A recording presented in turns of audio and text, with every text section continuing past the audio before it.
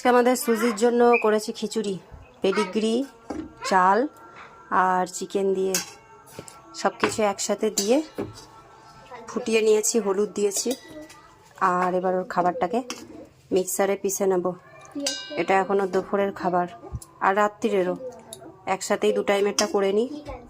রাতে খাবার যখন দেব তখন আবার গরম করে দেব। তো এক পিস চিকেন এখন দিলাম, এই যে এক পিস চিকেন এখন দিয়েছি, আর এক পিস চিকেন রাতের জন্য। তো এটা মিক্সারে করে পিষে তারপর ওকে এখন দুপুরের খেতে দেবো।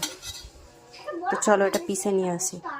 সুজির এখানে খাবার রেডি হয়ে গেছে, পিষে নিয়ে চলে এসেছি, একদম লিকুইড। তো চলো এবার খাবারটা দিয়ে আসি। বস, গুড গার্ল, বস চুপ করে বস। আমি খাবার দেবো, তারপরে খাবি, তাড়াহুড়ো করবি না।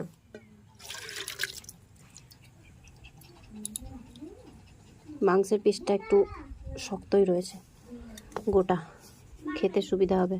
এনে আগে মাংসের পিসটাই তুলবে।